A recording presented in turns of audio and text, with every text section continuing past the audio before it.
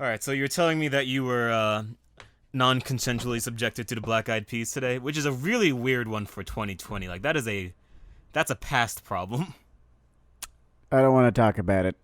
I'll just say the word throwback and then just register my disgust at the idea of Black Eyed Peas and throwback being used in the same sentence. That's a weird one, because there were more popular, better things. Like, not necessarily all bad art, but it wasn't the nadir of music, you know? They were really bad, A, and they were really big, B. I remember that one Super Bowl halftime show that killed their career, right? Because of how fucking awful it was. And then I thought I was done with them. I thought that the world was done with them. But no, now they're a throwback. Oh, throwback jams. It's a guilty pleasure. Whenever someone Fuck says yourself. fucking throwback, I always think of that fantasy thing. I guess the stock examples like fucking Mum-Ra, the Ever-Living, of just this shadow pushing the lid off of its goddamn tomb and coming back down to haunt the village again. Oh man, Throwback is Smooth by Santana featuring Rob Thomas of Matchbox 20. Or maybe I'm just getting fucking old. I'm so happy that there are new generic people that were not alive when that shit came out who feel a desire to hear it in playlists. I like to call them failed Zoomers, and I feel like we should just sort of put a pillow over that, like, 5%'s head.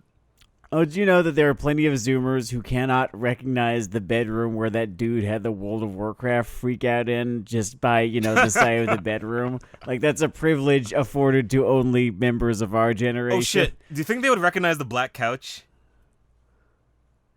Yeah, I feel like the black couch is... That's not a generational thing. Oh, that's universal. That's like the Japanese pool? Yeah. Okay, so here's the thing. You had to explain the Japanese pool to me, so that might just be an aloe thing. That is a point, though. I mean, the black couch is also an aloe thing. I guess there's a difference between the scene and crossover hits. It has different connotations than just the pool. The pool is just a porn setting. The couch is, has connotations of, Harvey-ing. Yeah. Weinstein. I don't know. I'm trying to come up with a neologism here, but you get what I'm trying to say. Sticks. I think Weinsteining translated to my withered leftover brain. Anyway, the World of Warcraft freak out bedroom is that's we get to remember that instead of being able to ever own a home. That's our generational privilege. Born too late to own a home, born too early for the water wars. Wait, let me rephrase that. To serve in the water wars. Then again, we might have that whole mod human stuff. I'm sure you could refurbish a 50-year-old me or you into a decent trooper. With a gun. With a gun, yeah. The cyberpunk cyborg modification of shoving a gun into a walking man's hand and saying, "Get at it, boy." Oh, no, I was going to say into his mouth. But sure, yeah. Different visions. That's what we call lexical ambiguity, and it leads to confusion in conversations about the impending water wars. But it's okay, Sam. Do you know why it's okay? Yeah, I was already having fun before this. Now I'm really having fun. Oh, yeah. We had some wacky-ass technical issues before this, people, by the way. Like, the kind that... There's a certain type of rage reserved for either family members you hate or FromSoft games you love. And we really breached that on the way to setting this episode up. I don't think I'm capable of getting angry at humans the way that I can get angry at computers. Because humans don't make sense, but they make more sense than a computer that's not doing the thing that it's fucking supposed to be doing. I like to sometimes just imagine a shoe that every now and then would just flash red and say no. Only it's a $2,000 shoe. And society is organized around this shoe. And I have a podcast that needs this shoe to work. That needs the shoe to fucking work. And that is the fucking arena we just hacked and slashed our way past. Oh, by the way, this episode's about Interspecies Reviewer. I'm not going to talk about Interspecies Reviewers, though, for pretty much about as much of this episode as I can, because it doesn't really deserve my analysis. And honestly, whatever I had to say about Aramanga Sensei, I have to say about Interspecies Reviewers. So, Interspecies Reviewers, go fuck yourself. Cool. What do you want to talk about, Dennard? I'm down for whatever. That's a great question. I suppose I need to do my micro cut on Interspecies Reviewers because I promised I would bring my wisdom to the people. Yeah, fine, go for it. I'm not going to participate, but go for it. So what I'm going to do, first off, is just say that I am inspired today. I am aglow. Because, I don't know, I write, I do the comedy thing, and like any creative person, I get those little flashes of doubt. And I see Interspecies Reviewer is on television and the internet, and it has fans, and I can do it. I know I can do it now. I believe in myself in a genuine, uncomplicated way for the first time in my life. In fact, I'll say it. If I, air quotes, make it in any capacity, I may have to, like, fucking credit Interspecies Reviewers. I will be on a fucking podium at some fucking awards show, and I'll say, there's one person I couldn't have done this without. And that is the parole officer of the director of Interspecies Reviewers. Oh yeah, so in case you weren't there for the fucking episode where we first talked about this, or in case you're not a depth 3 or greater fucking weeaboo piece of human trash, Interspecies Reviewers was a surprise. Oh my god, you are legitimately not talking about this fucking show. It's just me, okay. This will be...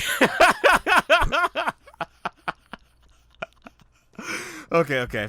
Fine. I can solo this boss. I do normally summon the phantoms in Dark Souls, but I'll do this all by my lonely. You know, like the fucking Eminem diss.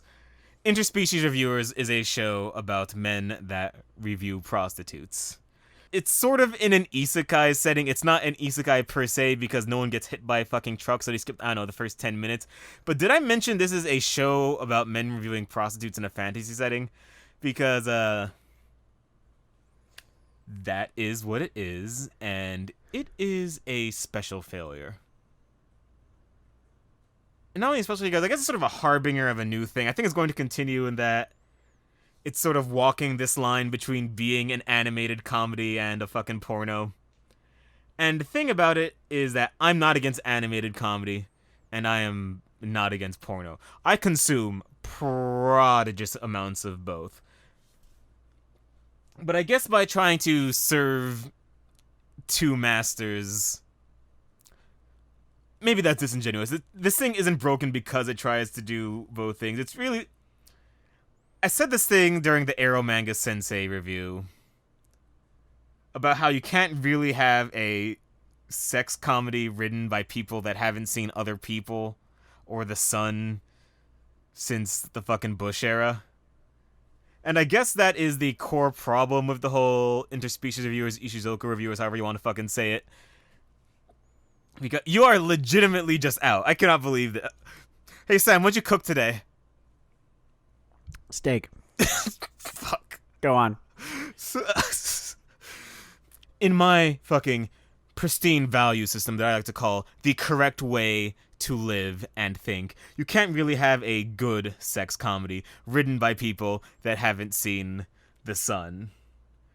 I could play the various moral angles with the whole medieval prostitution thing, but they don't care. I don't think you really care because sometimes it feels kind of trite to talk about any kind of ethics in a show that already sucks by default. Like, if the jokes are already broken and nothing is erotic or whatever, does it even matter if it's amoral? That's a fair question. I think, though, that sort of plays to your engagement. Can't believe I have been abandoned. Alright, I should get a little more granular with this. I'm doing a lot of high fucking level stuff here. So this show basically has sort of 3, sort of 5 main protagonists. All 5 of whom are, in the Spider Jerusalem terminology, whore hoppers. Did Hunter S. Thompson say that too? Half of Spider Jerusalemisms are Hunter S. Thompsonisms. Either way, they are whore hoppers in a fantasy world. The main one is a guy named Stunk who, as far as I could tell, should not only be in sex jail, but normal jail. And since he's sort of complicit in the grooming of a terrestrial being, our secondary, or the only other two people we really need to give a fuck about. There are more people. This thing has a Pixar problem where it really should have taken its 5 characters and made them 2, but there is an elf whorehopper and an angel whorehopper. And the angel whorehopper is sort of a 2016 era, like, trans feminine joke, and the elf whorehopper does not really have much of a personality beyond lifespan jokes that you have already made if you have heard 6 minutes of a mediocre D&D podcast. Or a good D&D podcast if those exist. Bazing. Now, when it comes to the fucking elf jokes, I guess a decent example is actually the first example. The point where this show thinks it has you. Because, you know, when you start a comedy, especially a high-concept comedy, sometimes you want to put what you might consider your fucking best shot in there. Think Fry falling back into the vat, the arrows rolling by him. Like, you need to hook us in quickly. So it comes in with this thing where main human whorehopper, main elf whorehopper, they have names, those are lost to time. So main human whorehopper, he's fucking left me alone with this fucking show. This can end at any time. We could talk about something else, anything else. I want to talk about baseball, personally. We can talk about baseball after I've explained the concept of the show. Okay, so how this basically opens is that the human whorehopper has had sex with a actually 500-year-old elf prostitute because anime is bad and you should feel like bad for liking anime or even listening to someone talk about anime. The elf whorehopper has just had sex with a 50 going on 70 human prostitute. So the thing that this show thinks is a silver bullet is this banter between them on whether it is grosser to interact with a prostitute that looks old or is old with the whole trans. Do you understand how it's impossible to talk about this show without sounding like you have gone fucking crazy? But here's the thing. You haven't gone crazy. Everyone's gone crazy because this was a sleeper hit.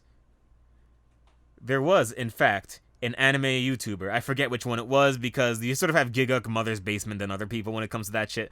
But there was a YouTuber who inspired a small uprising on my anime list, think sort of IMDb, whatever, to vote Interspecies Reviewers the #1 show on the platform, which led to mass downvotings of shows like Full Metal Alchemist, Brotherhood, and the like, which is the reason that the show stuck in my memory, because we were willing to, like, deface other monuments to prop this one up.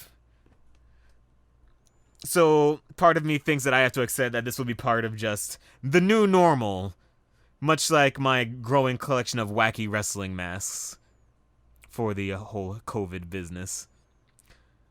What'd you cook yesterday for dinner, Sam? I microwaved some fettuccine Alfredo from the previous day. You microwaved some fettuccine Alfredo from the previous day. You know what fettuccine Alfredo reminds me of?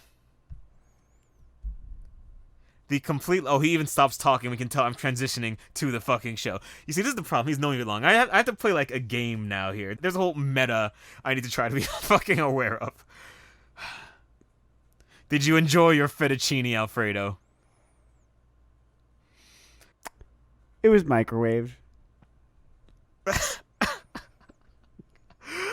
I can't believe this is what my existence has become. I'm not only talking about the fucking hooker anime, I'm talking about it by myself.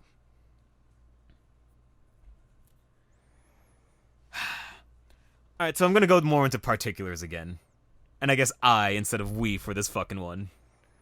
Because let's focus on this as a failed comedy for a second. Because it as a failed comedy isn't necessarily just because of the fucking premise. Largely, but not necessarily. Because there was a joke, I noticed, that could have landed, and should have landed, and didn't land. And this challenger of a joke was a mock game show spot. The show is very into doing very sticky renditions of the characters giving their reviews of various beings' humanity in terms of their sexual value. And there's one point where that shtick takes the form of a game show presentation. And on this game show, they are ranking the top 10 worst species to date or have sex with or what have you. It's a relationship context in this one, despite this being the hooker show. And it's the simplest gag in the world, because they're listing off these fantasy races, giving these dumb reasons. And so you think ahead, oh, okay, cool. Somewhere between 1, 2, and 3, they're going to throw humans up there and give some brief throwaway reason like clingy or genocide or something, right? No. It's just monster girls from the top down. Because, I can't say that this is serving two masters, really, because what it is just a terrible porno thrown on television. Like, the comedy thing is dead on arrival. Though maybe that's inaccurate, too, because the porn thing is also dead on arrival, because, I don't know, maybe I have blitzed my brain with fucking Evil Angel products or something. But I don't know who is the person so starved for titillation in the 21st century. That's something that is all niche discretion shots and like fucking 12-year-old squirming sounds are what they're looking for. Like, I am not judging you for the idea of getting your rocks off, or even the idea of getting your rocks off on something weird. Something this tepid and half-baked and cached in bad entertainment, I will thoroughly judge you for. Like, there are all those stock jokes about how fucking some pornos have too much bad story wrapped up around in them, and this is a product that takes the ratios up to like 95-5. So Sam, how do you make fettuccine Alfredo? So the recipe I used, you poach a couple of chicken breasts. It was a chicken Alfredo. You poach a couple of chicken breasts in a couple of cups of chicken stock. Once they are done, you take them off. Reduce that chicken stock by half or so. Add the cream, add some garlic, add some pepper, add a little bit of cayenne maybe. This is a slightly healthier version. Usually you just make it with full cream. And then you have to temper a couple of egg yolks before mixing those in. This thickens it. I'm educated. Then after that, you sort of let that be. You make your fettuccine. You make sure to cook it 1 minute less than al dente because you're going to be finishing this in the sauce.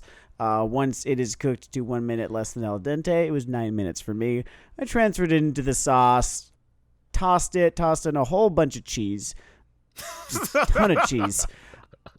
Some parsley, the chicken, some more cheese. Just toss.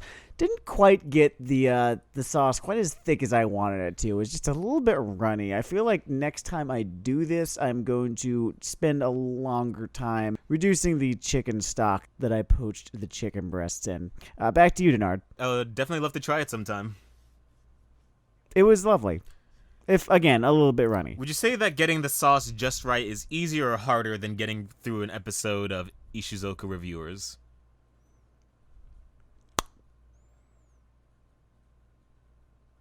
Alright, we're exploring the margins here, so even a question relating to cooking back to the thing is a strict no-go. Is making this sauce the right way easier or harder than getting through an episode of an ecchi?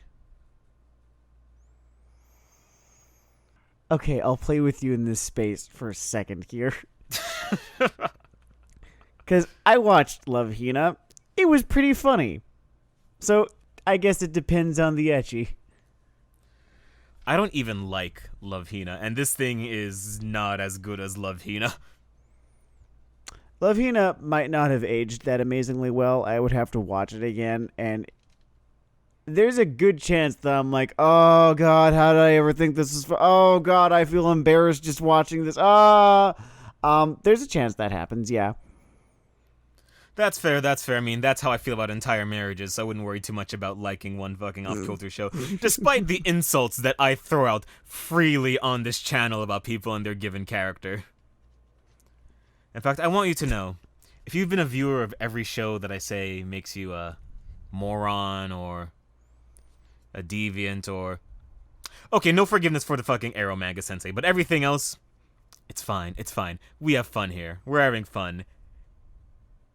I know, I think you're kind of a fucking weirdo if you were really that amazingly into Do You Love Your Mom and her 2-hit multi-target power attacks.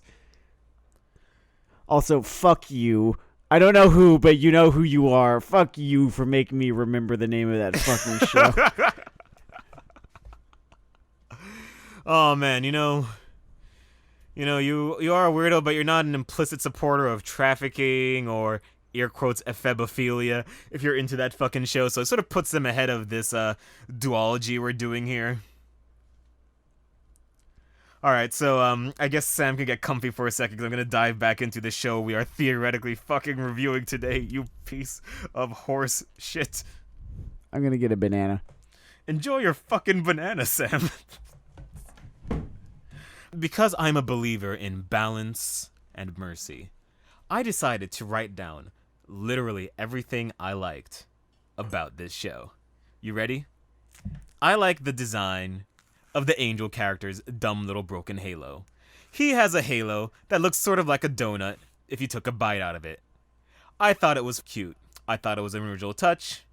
I thought it pointed towards his personality as a dragonist in a way. So like, oh wow, there's an element of a character design I enjoy on this show. It almost distracts me from the weird tight crotch shot that they like to do on that character for reasons that are lost to me in time and human history. And once again, the fucking 2004 era 4chan trans feminine jokes. It's not a... Banana, terracotta pie. Oh, I love that fucking song. Oh, sorry, go on. No, it's fine. It's System of a Down. It's always, they are disturbingly, eternally relevant. They weren't fair to us. The people saying that they kick you out of their car if you don't sing along with them to their fucking MCR track, they weren't fair to us. They continue to call System of a Down cringy. Fuck you, dude. Wow. Danger Days was cringy. Look at them planting themselves by the tree of falsehood. They are making Captain America very sad. I don't know why I went with Danger Days here instead of Black Parade. I didn't mind Three Cheers for Sweet Revenge. Black Parade was, oof. Oh man, they were buying their own press. Music history always takes you back in a very specific way. Even if you're more into other stuff, just thinking about music. We are reviewing fucking Interspecies Reviewers, you piece of shit. We're going to... Correction, you're reviewing Interspecies Reviewers. I've said my piece. This bitch right here. Alright. So one of the only things I liked about this wasn't a good thing about the show, but it's something I enjoy sort of just deconstructing my head in animes, which is... Sorry, in anime, lest I sound like a middle schooler, is just the odd parodies that bad shows choose to make within themselves. I'm sure it happens in other mediums, but it seems to happen particularly often in anime, and I'm not really sure what inspires the soul of a hack to attack others. I mean, it sounds self-explanatory when I say it that way, like maybe you want to defend yourself, but I guess I just look at the odd action scenes occasionally dropped into Interspecies Reviewers, which are supposed to be, you know, a gas at the expense of, I don't know, fantasy action or maybe just more typical isekai. And I wonder, why is this here? And how is this less funny than the human trafficking jokes? And I guess that being derivative will always feel a little worse in my head than being transgressively bad. I guess that's just my fucking value system. Man, you know what this fucking moment is teaching me about our format, by the way? We usually really do a sort of volleyball thing where you will set up a fact and I will spike down a joke, and here I am just running across both sides of the court like a fucking middle schooler on fucking mescaline, and it is... Why did I pick a downer for that joke? Whatever. You know who I hate? Lay it on me. Bryce fucking Harper. So the Phillies, right, are at the bottom of the NL East. They're at the bottom. This was supposed to be a gimme game for the Mets. And, we let them score a 3-run homer, pull ahead of us. It was 5-4, want to say. It was supposed to be 4-2. We were supposed to just win 4-2, whatever. Mm-hmm. But top of the 9th inning, we tie it up. It's 5-5 now, right? We can take this into extra innings, maybe. Nope. Up third to bat, Bryce Harper dings one.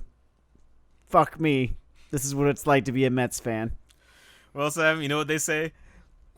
Winning baseball teams are for people that contribute their halves of the fucking review. Well, I've just come to accept at this point, and I'm paraphrasing John Boyce here just a little bit. I've come to accept at this point that the Mets are not winners. They're protagonists.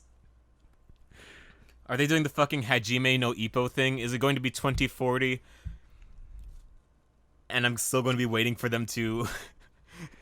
I was going to say win a season. Well, they were due in 2015. Here's the thing. They were due in 2015 because they're supposed to win every 15 years, right? Mm-hmm. 1968, 1986, that's a little bit roughly every 15 years, right? 1968, first time. 1986, second time. 2000, yeah, not 2001, 2000, third time. Okay, they show up every 15 years. And then 2015, next time they showed up. So not 2040, just 2030. You know what the whole Mets situation reminds me of? I'll go into this before I go back to reviewing the fucking show. The whole Mets situation, the whole thing they contend with. And I don't know that much about baseball, so correct me if this is wholly inaccurate. Yeah. But I see the sort of deep love their fans have for them. And the sort of pluck they have built into their, organization spirit. You gotta believe. And I sort of look at the plastic soul of the whole Yankees thing. Mm-hmm. And I think of every motherfucker that ever talk about pulling yourself up by your bootstraps. And just how fucking full of shit you people are. Yes, you're correct. The Yankees are, every team is technically a corporation, right? But, no more so than the Bronx Zoo. The Bronx Zoo, the Amazon Zoo, yeah, it's pretty wild. It's pretty wild. You know what doesn't have a baseball episode and would benefit from one? Ishizuka Reviewers. Don't you think so, Sam? I'm gonna get some ginger ale. Cool. Enjoy your fucking ginger ale. A little insight that we both had it, but because Sam's opting out, it's my fucking joke, is that this show, its whole format is basically Tucker Max for suicidal people, just tales of sexual conquest by people, or at least for people, that cannot even imagine themselves having sex they hadn't paid for. And that's an interesting generational statement, isn't it? That really feels like just a burner that your shitty dad would pull out to criticize you and your siblings, right? Wow, that was some real projection on my part. I really just brought that whole dad thing in out of nowhere. I guess that's what happens when I twist in the wind by myself. Well, Sam pours... I found strawberries. Morgan got some strawberries, so I found some in the fridge. Oh, cool. And I'm having that. Inside of those strawberries, is there half of a fucking review, you piece of shit? No, well, there was some chocolate, and I'm pairing it with the strawberries. There was some chocolate, and we're pairing it with the strawberries. All right. Oh, so, it's good. It's tangy. I'm going to do some more specifics. Wait, so, hold on. In our episodes, am I generally just pulling out random, sticking points and you do the broader thing? Because I'm sort of noticing that as I go through this here, but whatever. I like big sweeping things, yeah. Its opening is like a YMCA parody. And there's nothing wrong with parodying any song. No song is holy in my book. I'm not particularly attached to the YMCA song. What is bizarre about this to me is that the YMCA thing is already a, raunchy, subliminally sexual song. It's about doing the thing. So there's not really a parody caked in here. It's almost like borrowed interest, but not quite. I guess I would call it as just fucking nonsensical. So not necessarily something I was mad at as much as I was befuddled with this show. Very strange. Very strange. Oh, you know what? Fuck it. Fine. You win. You know what I watched this week? I watched the Psycho-Pass movie, the first one.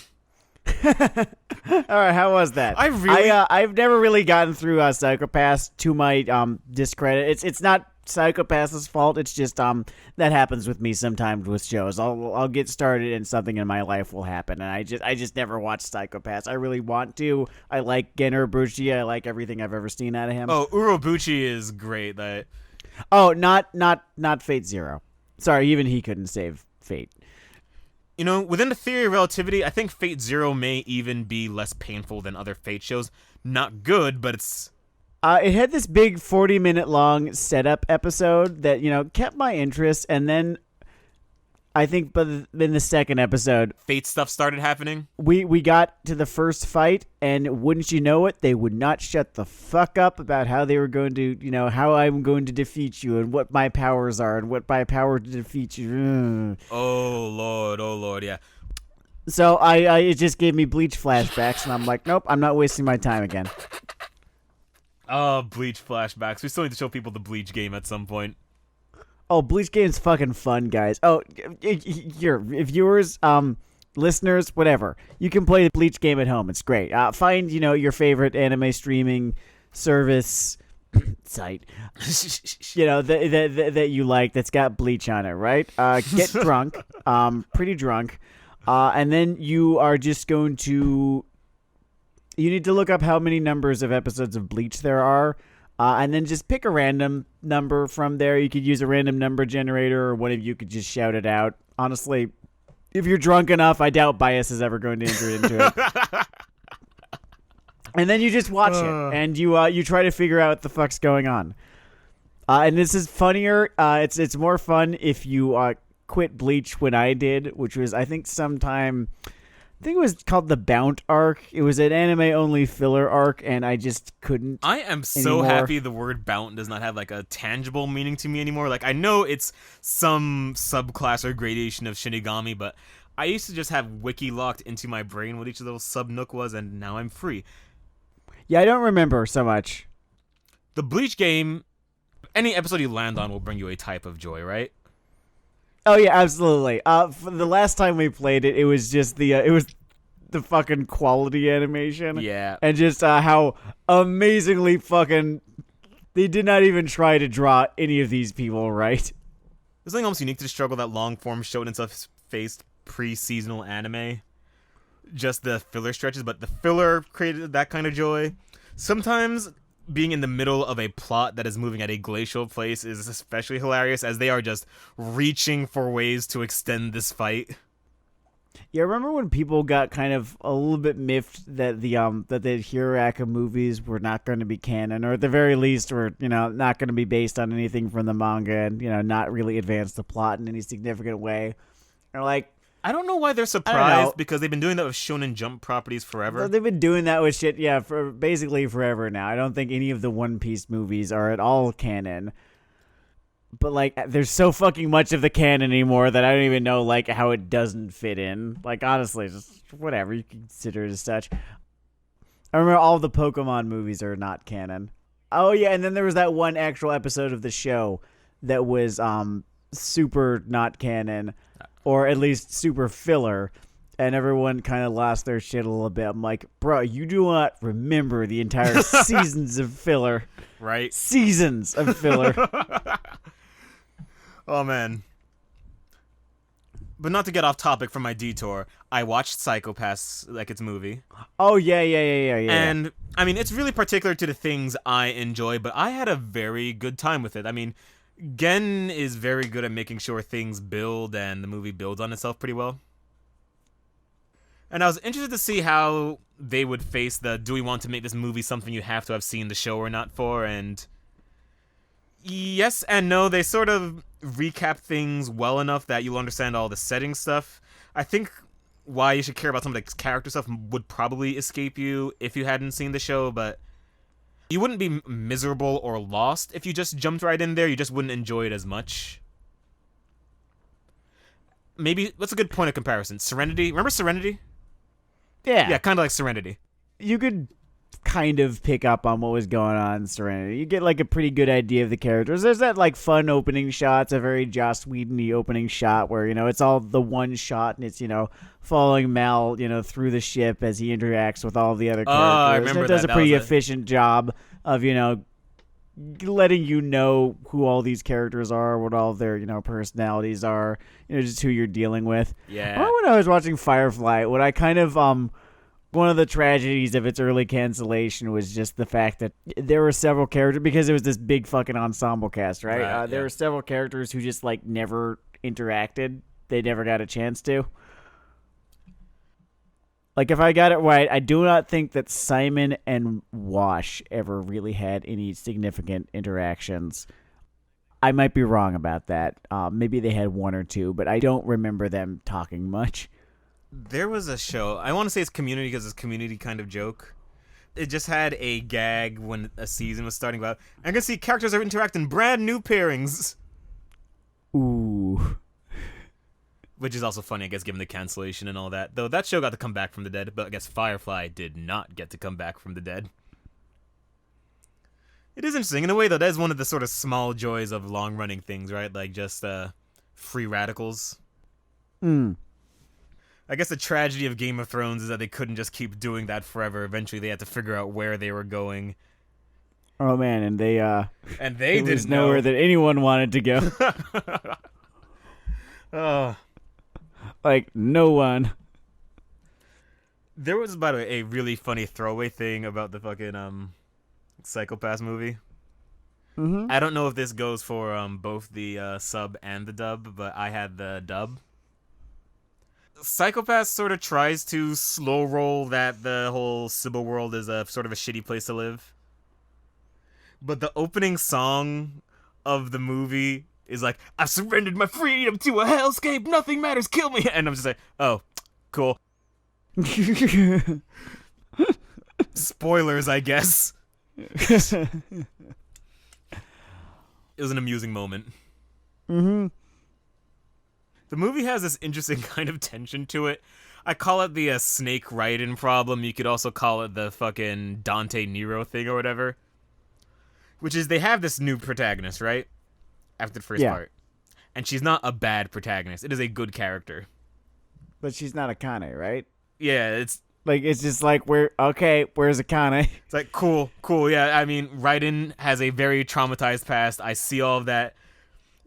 Child soldiers are a huge problem. What's Snake doing? Come on. Feed me. Well, I want to see what Snake's up to. Every time the sort of main season 1 guy comes back, it's like, yeah. I kind of had that problem with, this isn't an anime, with Prototype 2. Right. Which had, like, this new main protagonist, but, like, Alex Mercer, to me, had become such a personal little fucking meme that I was... It's like, oh, man, I want to play as him again. I want to, like, do this, except in, I don't know, LA or something this time. Like, I wanted a more mediocre game than they gave me. To be fair, in terms of character motivations, after playing as ultimate bastard Alex Mercer, I admire them just making the sequel hook, you are a guy who fucking hates Alex Mercer. That makes sense to me. That scans.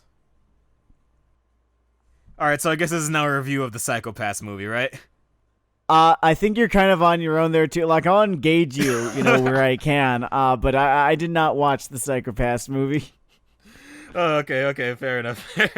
Fuck enough. The last thing I will say about the show we were actually supposed to be reviewing is that my comrade here, right? He went through fucking Handshakers. He went through Seraph of the End. He went through Do You Love Your Mother and our run-on title. He went through Arrow Manga Sensei. And it seems that this is what it means to go beyond the impossible. I guess I have to make Ishizoku Reviewers the new holder of the reverse Gurren Lagann trophy. Because it just keeps on finding new ways to disappoint you. It keeps on getting worse. You can't even really whack off to it if that is your inclination. Let me triple underline that. If your goal as a consumer is to masturbate, Interspecies Reviewers is still a waste of your fucking time. Because it's basically niche fetishes refracting off of each other into a thing that is not related to, like, base concepts of human sexuality anymore. I'm going to break the rule that I set for myself. I'm actually going to kind of engage here. Yeah, I don't think anyone who saw this show, who this show was for, doesn't know what inhente.net is. So, like, shut the fuck up and go there. Stop fucking review bombing. Yeah, like... Just go fucking jack out. You could find tags. You could find, whatever the fuck you're into. There are better and easier ways, is what we're getting at. Instead of this... Is this basically just sort of like a Newgrounds thing of a bigger budget? I'm not going to get an answer to that because of your fucking game, but that's a way to sort of look at this show. It is like getting your pornography from, like, the little flash wiggles on Newgrounds back in the 2000s, for those of you who are ancient like myself. In short, Psycho-Pass is a very enjoyable first season show. The second season's kind of wobbly. It's kind of like I don't know, fucking Voyager or something, but still kind of fun. I recommend Psycho-Pass as a fan of Cyberpunk Tingles. I still haven't seen the third season, but I'm going to get to it. I need to get to that. I need to get to Devilman Crybaby. Oh, yeah, anything Masaki Yuasa touches turns to gold. I do like gold. That was him doing Isaacin. Oh, that's him and Isaacin? Oh, no wonder. That's still the best show of this year, I think. If it's going to have any competition, it's probably going to end up being God of High School. God of High School is the exact kind of, like, fucking crazy and also kind of stupid that I absolutely adore. Yeah. It has that exact energy where, like, I don't have to think about consequences or anything. Not much, at the very least. Like, that's taken care of for me. I can just listen to the fucking dubstep OP and know exactly what the fuck I'm in for. Being only 3 episodes into that show, I still already love it. In fact, I gotta get caught up. That might be what I do after this. I gotta get caught up, yeah. I think that we've only got, like, 3 more right now, because it's currently airing, so hell, dude. I might, shit, I'm not gonna be really in the position to watch anime come Monday. So right. Maybe that is what I do on Sunday night, once I'm all packed, is just catch up on God of High School. All right, packing up.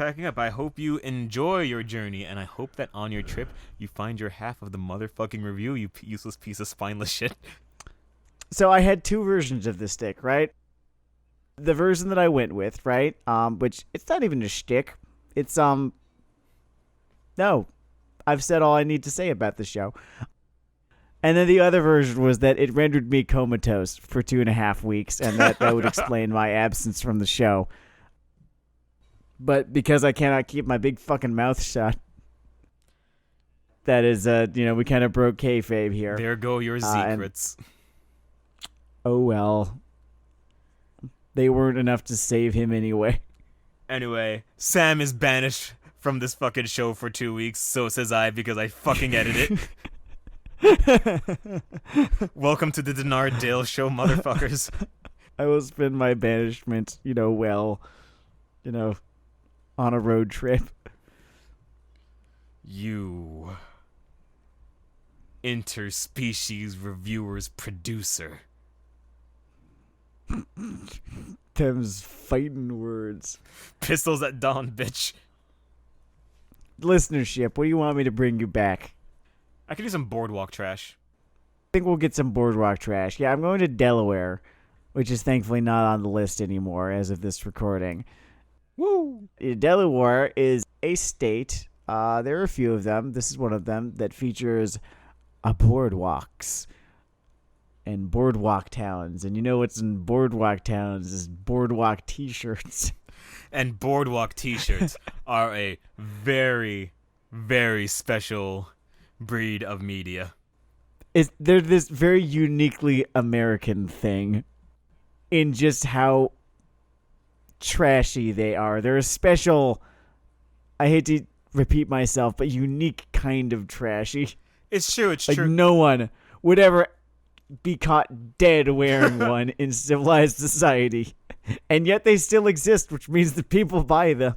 People are going for it.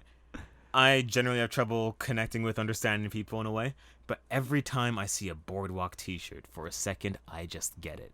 I just get the American brain. For instance, one Boardwalk t-shirt, and like hopefully, God, I fucking hope it still exists.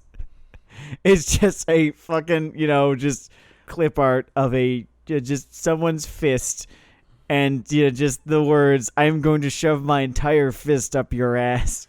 I've seen the shirt. It's and verbatim. there's no wit to it. There's no wit. There's no punchline. There's no twist. Nothing. Just angry man fist. Just a vow. Just a statement of fact that you are going to shove your entire fist up the reader's ass. Like, this fist, your fist, it's like your Tanlorn. It is like your quest to find it an ass. It's your reason to Aitra. Anyway, Sam is fucking banished. This has been Weeaboo Hell with Dennard, Dayle, and only fucking Dennard, Dayle. Oh, the Mets lost. It's Weeaboo Hell. The Mets can keep losing, bitch. See you all later.